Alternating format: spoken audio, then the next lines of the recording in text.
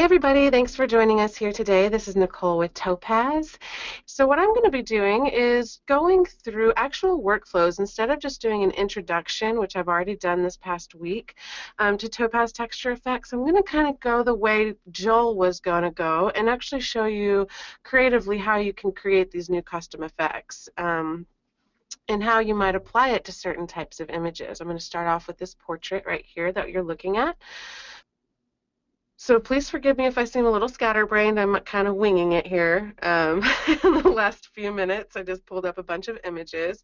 But the good thing about me talking to you about these creative workflows is a lot of these effects that you're going to find within Topaz Texture Effects, I created those, and I created those on different types of imagery, and they are usually good for a certain type of imagery. So basically what I'm going to walk through today is just how to create your own custom effects on different types of imagery and kind of different ways that you can apply them. Again, if you're unfamiliar with it, it is to really speed up the post-processing workflow for more complex textured effects that can take a long time and can have a steep learning curve in other editing software. Here we wanted to streamline the process, make it fast, and make it super simple to understand. Within the program you get 130 plus effects, not to mention there's an entire Topaz community of effects. It's an ever-growing list. I might show you that here today and share one of my presets with you guys through that community. And it also is a huge library of assets and textures and allows for you to create these really beautiful effects very quickly. It's over 275 5,000 by 5,000 pixel high resolution textures and assets. So saying all that kind of beginner stuff, let's go ahead and jump into the program and see how you might apply it to an image of a portrait. I do a lot of family photography, and this is an image of one of my clients' daughters, and I love this image, and this image has already been worked on. The great thing about texture effects, it not only gives you a full workflow, but it's also just a way to add a finishing touch to your image. So I've already done a lot of the, I went through ACR with this, Adobe Camera Raw, and did what my normal skin and editing and portrait work would have been, and did a little bit of alteration on the mood and overall just tonality, but now I'm ready to apply an effect to it. Texture Effects is going to allow me to take this in a completely interesting direction and really become quite artistic very quickly. So I'm going to use this today as a plugin through Photoshop CC. However, it is a standalone program. You don't have to use it through Photoshop, and you can use it through Lightroom as an external editor. We have PaintShop Pro compatibility, so you can check out that compatibility online. Again, I'm not going to go into all of the different tools like I have been doing with the introduction sessions, because I really want to show you just the actual workflow that I might take with this type of image. So for me, if I'm bringing in a portrait image, the first thing I'm going to do is come over to my effects and probably switch over into the way that it's listed. By default, we list the collection, so earthy, ethereal, gritty grunge, lo-fi. If I know I'm after a soft grunge effect, I might directly go into my soft grunge effect and just start scrolling through and saying, okay, which of these effects are starting to stand out to me. But because I know that there's a different way to search by type of photography, when I'm bringing a portrait image in, I tend to come over to this little column of 3 dots, which is going to allow me to organize my effects, the local effects that I have on my system, in a different way.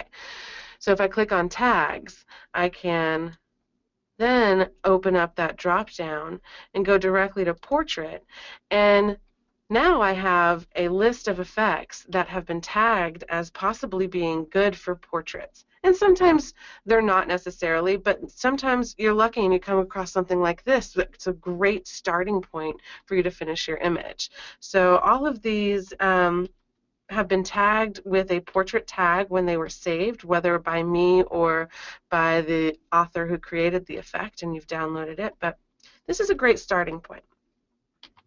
So that's how I would initially work with the portrait image. But a lot of my work, I tend to customize it. I'm kind of lucky because I created most of these presets, so I know which one I want to apply to which image, which is a good starting point. But initially, when there weren't any presets, I was going in and working with this image like I would if I didn't know the program.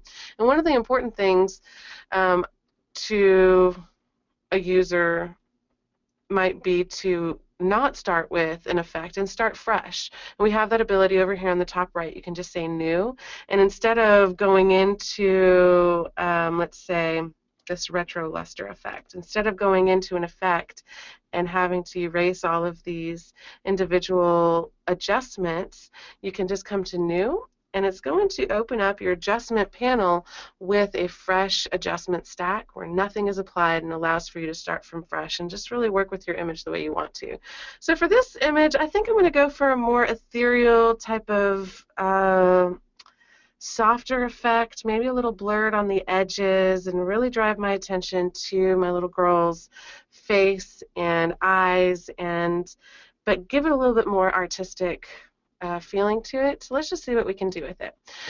I tend to start off with a basic adjustment. A basic adjustment is just my main tools, and here you can come in and immediately start working with your tone and contrast and color. So for this image, I'm going to increase the mid-tone brightness. One thing that you should probably know about the brightness, shadow, and highlight is the fact that we separate those into midtones, your shadows, and your highlights very well. So you can increase your brightness and you're still going to have a nice shadow, and you can still put in more shadows. And the effect is, it's beautiful. It's not, you're not distorting your image like you might if you push the brightness really high and then the contrast really, or the dark shadows really low. You don't see that kind of breaking down of the image as bad within Texture Effects, so it handles that very easily. So I'm going to increase my brightness. I'm going to take my shadows down just a touch and get some really nice contrast coming in with her eyes.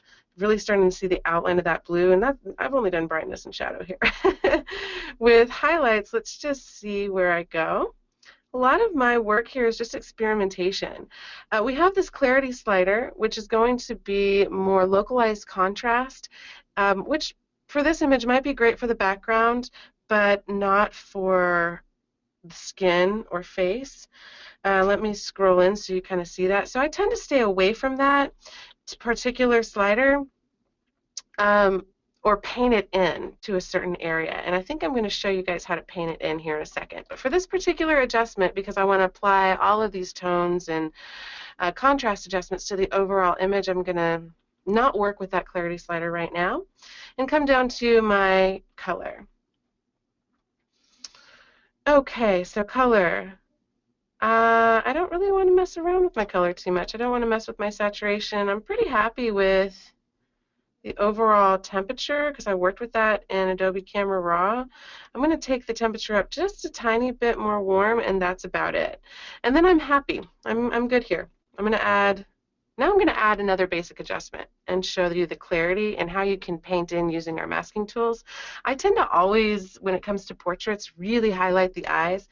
Now I've already done that in my basic work, but we can even push that further within, and I really want to show you just how you would work with that if you wanted to do that within the program. So here I'm at, let's go to 100%, make sure we're there. Yes, we're at 100%, fantastic.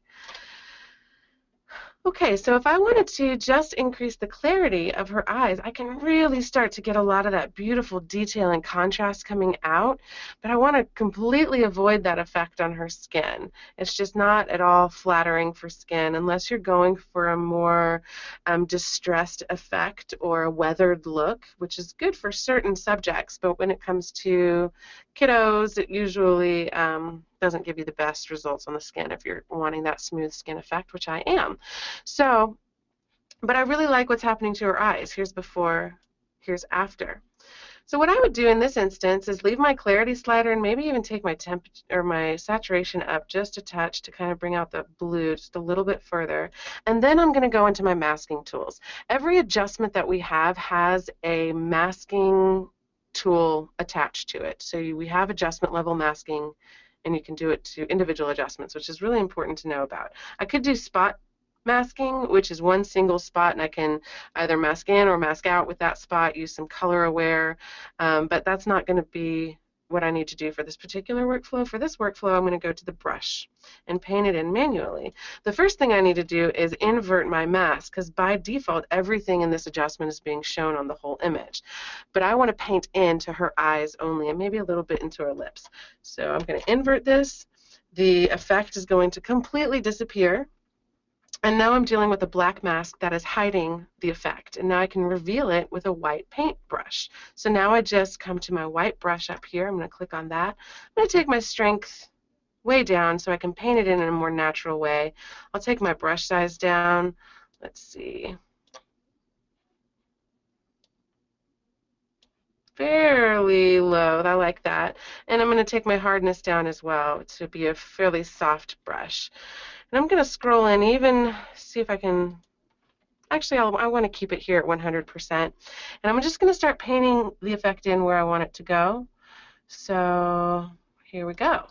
Painting it into her left eye. It's right on the screen for us. I just did about 3 strokes over her eye. Now I'm going to the other eye over here on her right eye. And you can see me, the photographer, in her eyes start to become super clear. I'm going to go over her lips just a touch. I really like to bring back detail within lips and eyes quite a bit within my portraits. And this is a very subtle way to really have eyes stand out. Let me show you this before and after, because I'm done. I'm happy with this. Here's before, and here's after. Let me show you that one more time. Keep attention on her eyes. Here's before and after. It just pops out a little bit more detail. Maybe I'll go over that one more time just to make it a little bit more obvious for you guys. Here's before and after.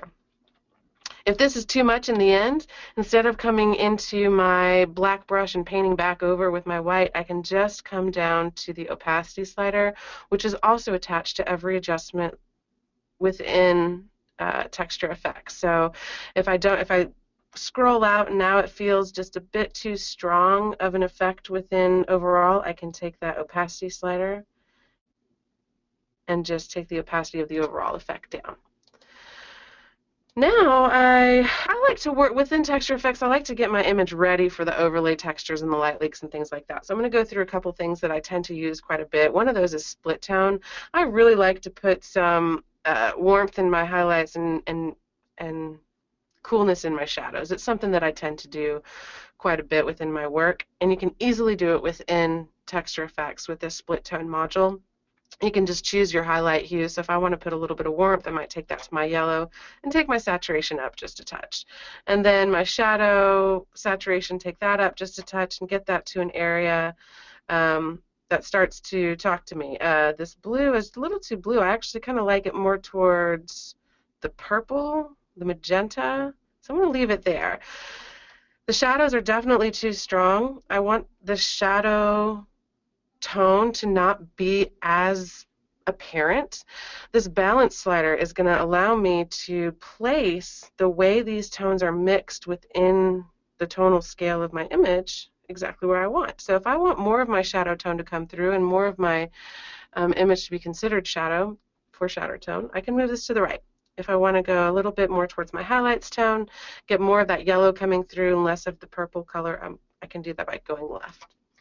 So here's before, here's after, a quick split tone to start to get a lot of feeling in your image. For me, I tend to always take that opacity slider once I've toned down to about 50% for my split tone, because in the end I find that I go a little aggressive, and I've just learned that I'll always end up taking that down eventually, so I just do it right away now. So here's before and after. Very subtle work there. Next up, let's go into something. I really wanted to focus my attention on her face and kind of just get any sort of distraction out of the way. The composition in and of itself allows for that, but I tend to apply vignettes a lot when it comes to when I have one subject or more in the center of my frame, just to really highlight my subject and point my viewer's attention to where I want it to go. Within Texture Effects, you have this vignette availability. It's going to start off with a black vignette, and you can just take the strength up, and it's automatically going to start applying that vignette to the edges of your image. We can come in and really change the size and get the size to be smaller or larger. I want a larger size just around the edges to really, I'm happy with my transition. The transition is going to affect how quickly it goes from the vignette to the image. So if I have no transition, which all the way to the left you'll see a very hard line, or as I go up a much more natural transition, so it's not as apparent that I'm applying a vignette. And I have a roundness as well. As I go to the right, it's going to become more round and more oval shape. As I go to the left, it's going to become more square with rounded corners. I'm going to go to the left. I like that effect a little bit more. And with the color, you can always come in and choose the color as well. It doesn't have to stay black. I'm going to go for more of maybe a reddish, a dark red. Let's pick this maroon color. That's pretty. That's still a little much for me. I think I'm going to go more towards a brown.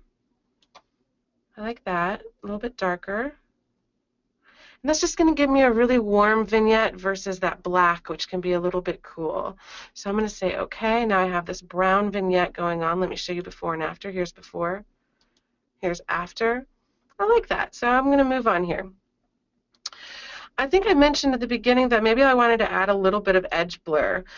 One of my favorite modules in this upper portion of our adjustments, edge blur, you can quickly get a center point, and it's like a vignette with blur. So it just has some beautiful effects very quickly. I'm going to go to the edge blur and choose my blur shape first, and you'll see a on-screen manipulation tool that comes up where you can choose your center point. You can just drag it, and then you can reshape that blur and rotate it if needed. So I'm going to leave it right on her face. Make sure that that stays nice and clear. And then I'm going to unclick the blur shape so I can see what's going on within the frame. I can take the blur way up, which I don't want to do. You can also change the transition within this adjustment as well. I'm going to take the blur actually kind of where it was by default. Let's see what that is. Here's before and after. To show the before and after, I'm using this eye tool, which is great just to see the before and after of a single adjustment if necessary. If you want to see the before and after of the entire image, entire adjustment stack, you can press your space bar, your left mouse button, or you can come up to the viewing options here up top and click on original and click on it again to get back to your effect. So at this point, I'm to a degree where I'm happy with this overall image, and now I really want to start adding some textures and light leaks and getting this more creative additions on my image and maybe blending it in some interesting ways. So the first asset type of overlay I'm going to go to, I think it's going to be texture. Let's just go right to texture. Within texture, you have a ton of textures here that you can apply to your image. It's all broken down into categories. You can add your own category. You can import your own textures. For now, I'm going to just maybe apply a soft grunge. I don't want to do a heavy grunge to her face. And right away, you'll notice that most of the textures are just going to be cloudy on top of your image. That's because the blending mode isn't normal. You can quickly come in and just switch your blending mode to something that looks a little bit better for you. Ooh, that's nice. I really like the way that's pulling out the highlights. It's a little strong for me, and this might not be the right texture, but I like this division mode. I'm going to move forward with that division blending mode and check out some of my other textures here. Let's see, just anything that kind of starts to stand out to me. You can just scroll over these individual textures and they're immediately going to change. It is fantastic. I think I'm going to click on, maybe I might go to color wash too. Let's check out color wash. That's pretty. I think I was more interested in my soft grunge though, so I'm going to go back over there and let's click that. That's just a nice soft highlight and blend that's happening with that texture that I'm really enjoying. I want it to be a bit stronger, so I'm going to take the opacity slider up. By default, we're at about a 50% opacity when it comes to the textures, so you can take that up to increase the effect or take it down. I really like what's happening there. I'm going to go 100%. Let's take a look at the texture of the texture. The way I can do that right now, it feels like it's not really showing me a lot of texture, but I can see if I increase the detail if that starts to come through, and you can. So look at her forehead here, and let's take a look over here on the top right. You really start to see that coming through with the detail. But because this is a portrait, I want it to stay fairly soft, so I'm going to just take the detail up a touch, not really worry about it there. One of my favorite features within these asset overlay adjustments, like the light leaks and textures and borders, is the ability to blend the asset with another color to really make it the effect that you want. So I'm going to show you that, and maybe get a little bit of blue color in here. So to do that, you just move the color slider to where you want the color to be. Let's see, and you can increase the effect. Well, that's interesting. I think because I'm in division mode, I'm seeing a warming up effect versus a cooling effect, but I kind of like it. Let's see what it looks like over here in my yellow. There I start to see that really coolness coming through. I think I'm going to stay with the cooler effect and just add that color strength in. And let me show you this before and after. Here's before, here's after. Textures don't have to be super apparent. Some of the best texture work I see is when it's used in a subtle manner to really give images an organic and just beautiful kind of texture to it. I always kind of laugh because asking myself again and again, what is it about texturized images that makes them look like that? And in the end, it's always the textures. So that is the word I'll go back to, but just the texture of the texture itself applied subtly can enhance the image a lot. Another area that I definitely want to play around with for this image is going to be light leaks, and a light leak is going to look very similar to the texture if you haven't been in there yet. And you just scroll over the different light leaks to see how they apply to the image. We have several different types of light leaks. I want to do some more creative light leak adjustment, so I'm going to go into my category and do something like dynamic. Dynamic is going to give me different types of light leaks, not just a sun flare, not just a hazy light leak or a traditional light leak. You're going to see just some more dynamic ones. I'm also going to take my opacity all the way up. By default, we're in screen mode because with a black background, it's really the best for these types of light leaks. And maybe I'll go through and see. I do like that one. I feel like it can add a lot, but I'm going to go ahead and go and look at maybe my defined and diffused and just see what I have in here. These are a little bit too strong for me, so I'm going to go into my diffused. Well, this is actually really nice, the diffused ones. I like that one. Let's check that out. Here's before. Here's after. That's interesting. We have a nice amount of ray coming in right here to the right of her head, plus in the left-hand corner, and I like that a lot. I don't particularly like the color. It's kind of a warm color, and I want to go more towards a cooler, maybe green or blue, so let's do that. Oh, that's really strong. Let's blend that a little bit better. Oh, I like that blue color coming in. All right, we'll stay there for the light leaks and move on to maybe a border to finish the image off. Borders. For this one, I'm seeing just kind of a hazy border. Let's go to hazy.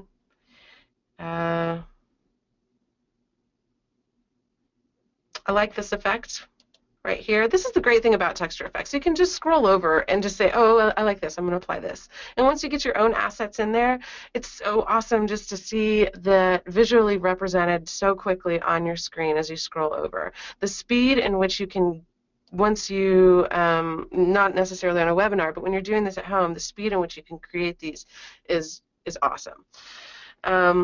With this border, I'm not happy with the color. I just kind of like the way that it's working with the edges of my images.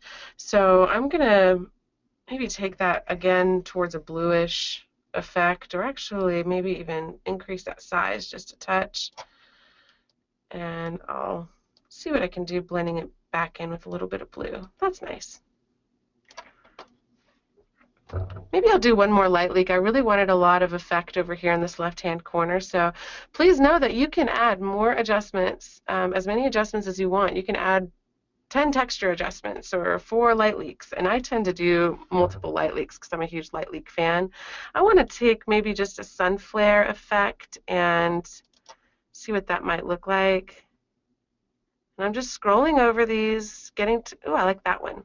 Okay, so this is a light leak that's coming from this upper left corner, which is exactly where I want it to come from. I'm going to increase my opacity. Yes, I like that. And I'm going to change the color of it once again to more of a blue tone or a purple magenta tone to go in that direction that I want. And here I've come to a place that I'm happy. I usually end up going back to a basic adjustment because sometimes after adding so many adjustments to my image, it starts to make it a little bit hazier than I want, and I lose some of this initial basic adjustment that I did. I'm just clicking the original basic adjustment on and off.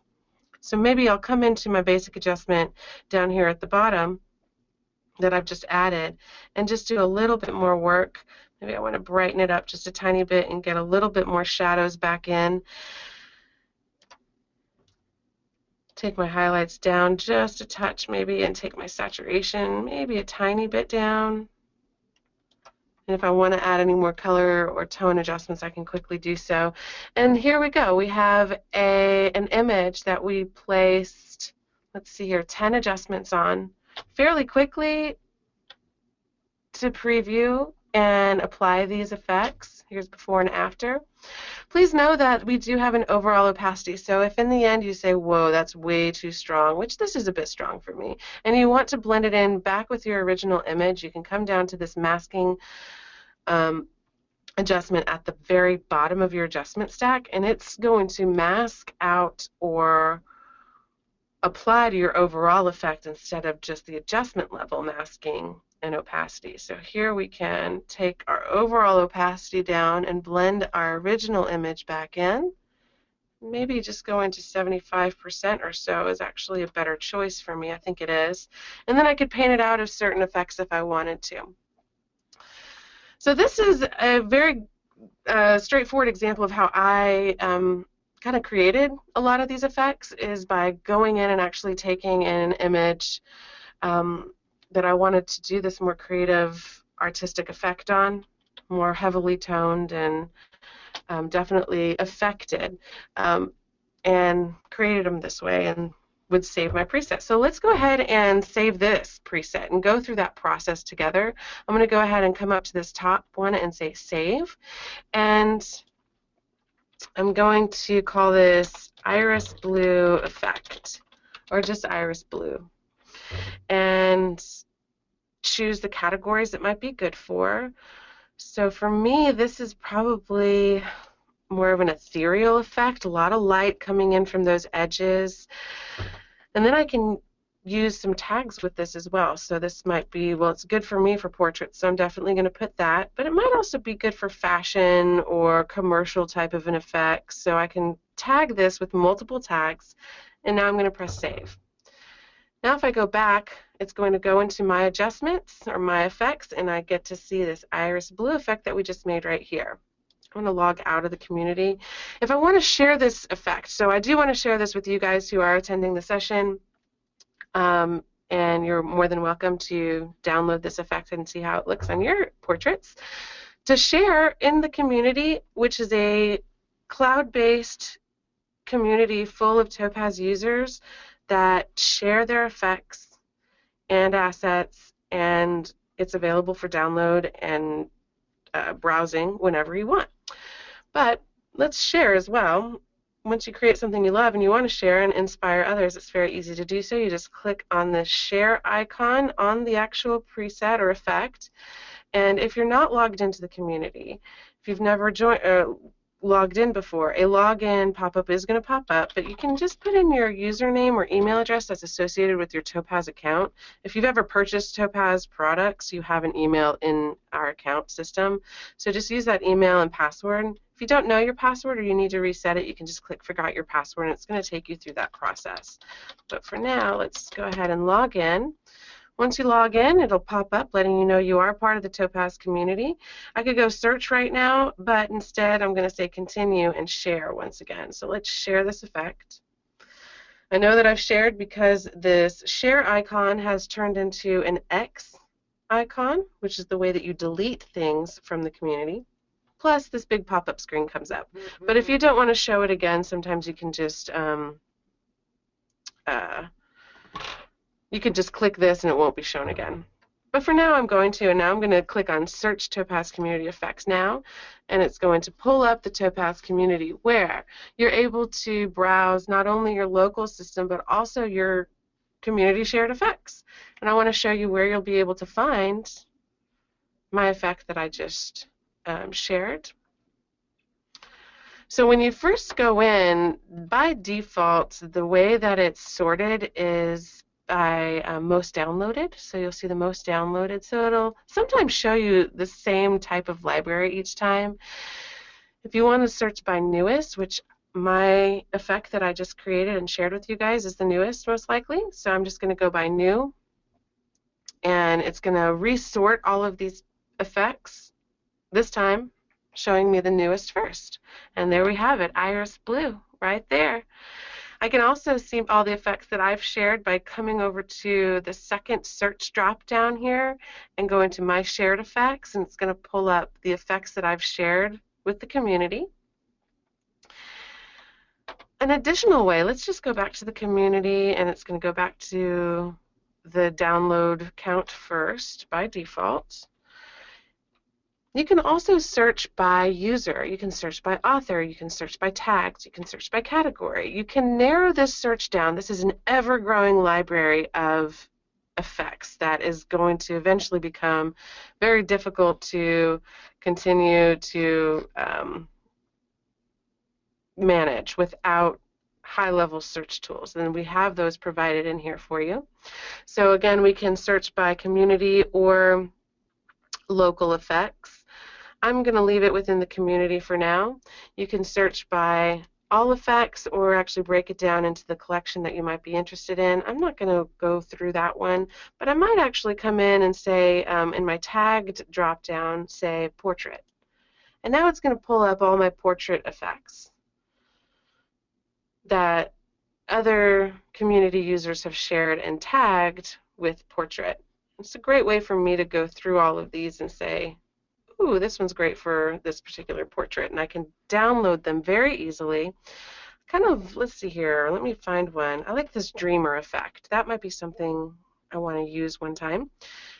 The author was Pixel Photo. Over here on the left-hand side, you'll see all of this. It's been downloaded 397 times, and I want to download it too. I'm going to download it by clicking on the download button, and this is how you can grab the preset that I just shared with everybody as well.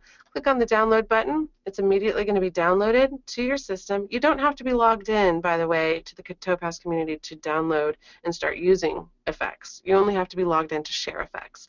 Once I have that effect on my local system, that little download icon in the middle of the effect turned to a slider icon, I can just click on the slider icon. It's going to bring up my adjustment panel and allow me to start adding my own touches to that effect. I'm going to go back into the grid view where I can browse a little bit more.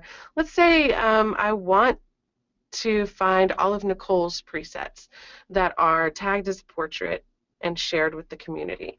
I can come over here and just type in Nichole. It's going to search out all the effects that are in the community in the portrait tag section that are associated with the word Nichole. And you can see down here, I am the author, So here you have that iris blue effect that we just created together. Okay, so we are actually coming up, let's see, it's coming on 45 minutes past the hour. I want to leave plenty of time for Q&A. This really didn't give a ton of time for multiple workflows, but I hope this gave you a good insight into an overall workflow and how you would apply it to, in this case, a portrait image, but how you would apply it into your creative workflow. Again, if you have any questions, just let us know. Thank you again for sticking with me here today, and I hope this was a good insight into the program. Thanks, everyone. Bye-bye.